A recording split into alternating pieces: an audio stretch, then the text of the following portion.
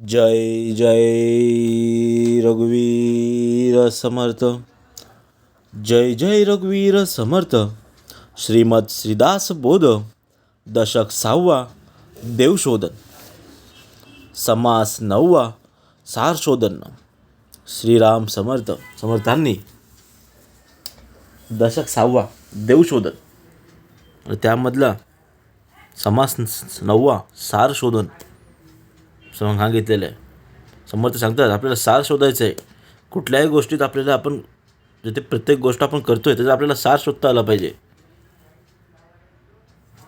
तर आता आपल्या समर्थांनी सार कसं शोधायचं आहे, कुठल्या गोष्टीत कसं आपल्याला निवडायचं आहे त्याबद्दल सांगितलेलं आहे. गुप्त आहे उदंड धन, काय जाणती सेवक जन, तयांसी आहे हे ज्ञान, बाह्याकाराचे. जय सद्गुरू. समर्थ सांगतात की एखादा श्रीमंत माणसाकडे उदंड धन असते, ठीक आहे, पैशाने भरपूर श्रीमंत आहे, पण त्याच्या आजूबाजूच्या लोकांना, नातेवाईकांना, सेवक वर्गाला त्याची जाणीव नसते. त्यांना जे काही बाहेर ऐश्वर आहे दिसते तेवढेच ते त्यांना माहिती असते, तेवढंच नाणी असते. त्यांना आतमधले बाह्याचे काय माहिती नसते. गुप्त ठेविले उदंड अर्थ, आणि प्रगटे दिसते पदार्थ, शहाणे शोधिती स्वार्थ, अंतर्य असे. म्हणजे त्या खूप माणसाला खूपच द्रव्य लपून ठेवलेले असते. म्हणजे एखाद्या माणसाने पैसा अडका संपत्ती भरपूर ठेवलेला असेल तर त्या मानाने तो थोड्याच वस्तू प्रकट करतो, म्हणजे दाखवतो लोकांना. आणि त्याचप्रमाणे या दृश्याचा आत खरा अर्थ भरलेला आहे त्याचा शोध फक्त शहाणे लोक घेतात, ज्यांना ते माहिती असतं. तैसे दृश्य हे माईक, पाहत असती सकळ लोक, परिजयांस ठाऊक विवेक, तो अंतरी जाणती. म्हणजे तसे दृश्य जगत हे माईक असून हे सगळेच लोक वाट पाहत असतात, पण जो विवेकी आहे ते दृश्याच्या अंतरीचे गुप्त परब्रह्म जाणतात. द्रव्य ठेवून जळ सोडिले, लोक म्हणती सरोवर भरले, त्याचे अभ्यंतर कळले समर्थ जनांसी. मग काय करतोय, जास्त पैसा अडका संपत्ती जमा करून तो काय सोडतोय, एक खड्डा खणून त्यात सर्व द्रव्य ठेवून पाणी सोडून देतो, म्हणजे तो विसरून जातो. आणि लोक म्हणतात की सरोवर पाण्याने भरले आहे, म्हणून चतुर आणि जाणत्या लोकांना बुडाशी द्रव्य ठेवलेले आहे हे गुपित कळते, असं होतं. तैसे ज्ञान हे समर्थ, तिनी ओळखीला परमार्थ, इतर ते का करती स्वार्थ, दृश्य पदार्थाचा. म्हणजे तसे जे परमार्थ म्हणजे काय हे जाणतात ते समर्थ ज्ञाते असतात. आणि इतर सामान्य अज्ञानी लोक दृश्य पदार्थ गोळा करण्यात आपला स्वार्थ मानतात. काबाडी वाहत काबाड, श्रेष्ठ भोगिती रत्ने जाड, हे जयांचे त्यास गोड, कर्मयोगे. समर्थ म्हणतात जे काबाडी असतात, जे गडी असतात ते ओझी वाहतात, आणि जे श्रेष्ठ असतात ते उत्तम रत्नांचा उपभोग घेतात, रत्नांचा उपभोग घेतात. आणि ज्याचे पूर्वकर्म असे असेल त्याला ती गोष्ट मिळते आणि ती गोष्ट त्याला गोड वाटते. एक काष्ट स्वार्थी करीती, एक शुभ एक वटती, ऐसी नवेत की नृपती, सार भोगते. म्हणजे कुणाला लाकडे गोळा करून विकतो तर कोणी गोवऱ्या विकत असतो, पण किमती वस्तूंची उपभोक्ते जे सजे ते असे नसतात. जयांस आहे विचार, जे सुखासुनी झाले स्वार, इतर ते जवळील भार, वाहतची मेले. म्हणजे जे विचारी असतात ते सुखासनी पालखीत स्वार होतात, म्हणजे आत्मसुख त्यांना प्राप्त होते. आणि इतर सामान्य अज्ञानी लोक प्रपंचाचा भार वाहतात म्हणून मरून जातात. एक दिव्याने बक्षिती, एक विष्टा सावडीती, आपण वर्तल्याच्या घेती, साभिमान. म्हणजे आत्मज्ञानी पुरुष जणू काही दिव्याने सेवन करतात. आता अज्ञानी लोक विषरूपी विष्टा चिडवत असतात. इतकेच नव्हे तर आपण जे काही करत आहोत त्याचा अभिमान बाळगतात. सार सेविजे श्रेष्ठी, आसार घ्यायची ऋता पृष्टी, सारा सारे साराची गोष्टी सज्ञान जाणती. श्रेष्ठ लोक काय करतात, सार सार आहेत ते निवडतात आणि आसार सोडून देतात, त्यागून देतात. आणि निरुद्धी आसार सेवन करतात. म्हणजे आत्मज्ञानी लोक असतात तेच सारासार पदार्थ जाणतात. गुप्त परिस चिंतामणी, प्रगट खडे काच मनी, गुप्त हेमरत्न खाणी, प्रगट पाषाण मृत्तिका. म्हणजे परिस अथवा चिंतामणी हे नेहमीच गुप्तच असतात आणि खडे काचमणी नेहमी प्रगट करतात. सोन्याच्या रत्नाच्या खाणी गुप्त असतात, पण पाषाण मृत्तिका कुठे रस्त्यात पडलेले असतात. अव्वा शंख अव्वावत, गुप्त वनस्पती अमूल्य, एरंड धोत्रे बहुसाल, प्रगट शिंपी. म्हणजे उजवा शंख, उजव्या वळणाची वेळ किंवा दिव्य अमूल्य वनस्पती हे सर्व गुप्त असते. पण एरंडा, धोत्रा व शिंपले ही हवी ती मुबलक प्रमाणात सापडतात. कोठे दिसेना कल्पतरू, उदंड शहरांचा विस्तारू, पाहता नाही मैल्या घरू, बोरी भाबळी उदंड. म्हणजे कल्पतरू कोठेच दिसत नाही. शहरांची झाडे उदंड आढळतात, जिथे तुम्ही बघणार तिथे तुम्हाला शहरांची झाडे दिसणार, पण चंदनाचा वृक्ष सहजासहजी आढळून येत नाही. पण बोरी भाबळी हे तुम्हाला जागेवर भेटतील, उदंड असतात. नाना व्यापार करती जन, अवघेची म्हणती संकाचन, परंतु कुबेराचे महिमान कोणासीच नाहीये. म्हणजे लोक अनेक प्रकारचे उद्योगधंदे करतात आणि सर्वच म्हणतात की आम्ही श्रीमंत आहोत, पण कुबेराची थोरवी कुणालाच प्राप्त होत नाही. तैसा ज्ञानी योगेश्वर, गुप्तार्थ लाभाचा ईश्वर, इतर ते पोटाचे किंकर, नाना मते धुंडिती.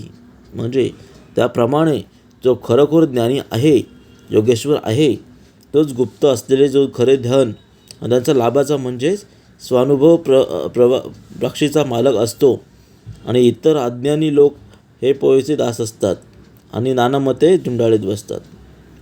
तस्मात सार हे दिसेना, आणि असार ते जना दिसे जना, सारा सार विवंचना साधू जाणती. म्हणजे थोडक्यात जे सार असते ते लोकांना दिसत नाही आणि आसार आहे ते तेवढेच दिसते. म्हणून आसार सोडून सार ग्रहण कसे करावे हे साधूच जाणतात. इतरांशी हे काय सांगणे, खरे खोटे कोण जाणे, साधू संतांची या खुणे साधू संत जाणती. म्हणजे सामान्य लोकांना हे सांगून काय उपयोग, ते खरे खोटे जाणूच शकत नाही आणि साधू संतांच्या खुणा फक्त साधू संतात जाणतात. दिसेना जे गुप्त धन, त्यांसी करणे लागे अंजन, गुप्त परमात्मा सज्जन संगती शोधावा. म्हणजे जे गुप्तधन असते, जे आपल्या डोळ्यानं दिसत नाही, त्यासाठी डोळ्यात अंजन घालावे लागते. म्हणजे त्या गुप्तधनाप्रमाणेच तो परमात्माही गुप्त आहे. त्याचा शोध घ्यावाचा असेल तर तो संत संगतीच्या योगे घ्यावा लागतो. समर्थ सांगतात, रायाचे सन्निध होता, सहजाची लाभे श्रीमंतता, तैसा हा सत्संग धरिता, सद्वस्तू लाभे. म्हणजे राजाचे सान्निध्य प्राप्त झाले की श्रीमंती सहजच लाभते. त्याप्रमाणे सत्संग धरला की सहजच सद्वस्तू प्राप्त होते. सद्वस्तूस लागे सद्वस्तू, अव्यवस्थासी अव्यवस्थू, पाहता प्रशस्ताची प्रशस्तू, विचार लाभे. म्हणजे सख्खी तळमळ ज्याला लागते त्याला सद्वस्तूच प्राप्त होते आणि अत्यंत अव्यवस्थित असतो त्याचे जीवनही तसेच अस्ताव्यस्त पडलेले असते. प्रशस्त असेल, थोर असेल तर त्याचे विचारही थोर असतात. समर्थ सांगतात, म्हणून हे दृश्य जात, अवघे आहे अशाश्वत, परमार्थ अच्युत अनंत, तो ह्या दृश्य वेगळा. म्हणजे म्हणून ही सर्व दृष्टी अशाश्वत आहे आणि परमात्मा या दृश्यातून वेगळाच आहे आणि तो अच्युत कधी न ढळणारा आहे आणि अनंत आहे. दृश्य वेगळा दृश्यांतरी सर्वात्मा तोच चराचरी विचार पाहता अंतरी निश्चय बाणे. म्हणजे दृश्य वेगळा असून तो दृश्याच्या अंतरी ओतप्रोत भरून वाहिला आहे आणि सर्व चराचरात तो सर्वांचा आत्मा आहे. आणि अंतरात विचार करून पाहिला की या संबंधीचा निश्चय अंतरातच बांधतो, म्हणजे अंतरातच राहतो. संसार त्याग न करिता प्रपंचोपाधी न सांडिता जनामध्ये सार्थकता विचाराची होय. म्हणजे संसाराचा त्याग न करता प्रपंच उपाधी न सोडता या जगात विचारानेच जीवन सार्थक होते. हे प्रचितीचे बोलणे विवेक प्रचित बाणे प्रचित पाहते ते शहाणे अन्यथा नव्हे. म्हणजे हे माझे बोलणे प्रचितीचे आहे आणि लोकांनीही सारासार विवेक करून याची प्रचिती घ्यावी. जे असा अनुभव घेतील तेच लोक शहाणे ठरतील आणि जो अनुभव घेणार नाही तो शहाणा नव्हे.